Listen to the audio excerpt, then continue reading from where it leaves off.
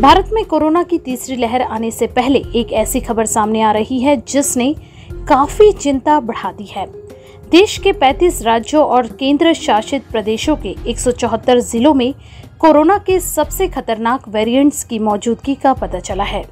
Corona के इन नए स्वरूपों की वजह से एक बार फिर तेजी से संक्रमण का खतरा पैदा हो गया है। टीका लगवा चुके लोगों को भी खतरा। जी हाँ, ये नए स्वरूप से टीके की खुराक ले चुके लोगों को भी अपनी चपेट में ले रहे हैं। दिल्ली समेत पंजाब, महाराष्ट्र, पश्चिम बंगाल, केरल और गुजरात में कोरोना के गंभीर स्वरूपों का पता चला है कि जो कोरोना के संक्रमण की रफ्तार को बढ़ा सकते हैं।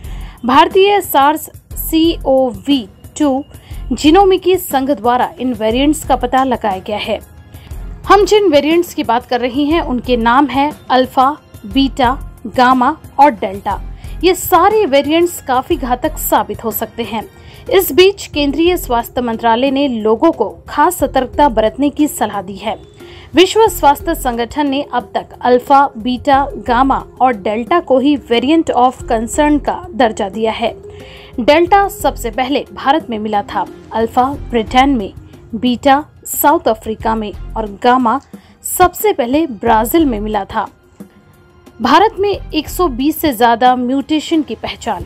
आपको बता दें कि अभी तक कोरोना वायरस के 120 से ज्यादा म्यूटेशन की पहचान भारत में हुई है, लेकिन इनमें से अल्फा, बीटा, गामा और डेल्टा वेरिएंट्स ने सबसे ज्यादा बुरा असर दिखाया है।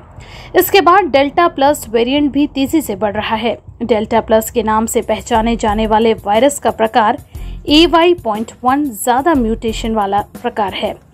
ये पहली बार महाराष्ट्र में सामने आया था और राज्य के कई जिलों में इसके मामले में काफी तेजी देखी गई थी। स्वास्थ्य मंत्रालय के मुताबिक अब तक भारत के कई राज्यों में यह पाया गया है। एक बार फिर लॉकडाउन लगाने पर विचार। भारत के पूर्वोत्तर राज्यों में तेजी से बढ़ते कोरोना पॉजिटिव मामले को ध्यान में रखते हुए एक बार फिर लॉकडाउन लगाने पर विचार किया जा सकता है। अब तक 73 से ज्यादा जिलों में संक्रमण दर 10% से ऊपर हो चुका है। इनमें से 48 जिले पूर्वोत्तर राज्यों से हैं। बुधवार को केंद्रीय गृह सचिव अजय भल्ला की अध्यक्षता में हुई उच्च स्तरीय बैठक में ये फैसला लिया गया है कि जहां कोरोना वायरस के मामले ज्यादा आएंगे वहां लॉकडाउन लगाया जा सकता है। LNJP अस्पताल में होगी कोरोना वेरिएंट की जांच। कोरोना के नए वेरिएंट का पता लगाने के लिए दिल्ली सरकार के LNJP अस्पताल में जीनोम सीक्वेंसिंग लैब तैयार की गई है। यहां कोरोना के नए वेरिएंट की जांच हो सकेगी। उत्तर भारत में इस तरह की ये तीसरी सुविधा है। 43 जिलों में है 10% से ज्यादा पॉजिटिविटी रेट।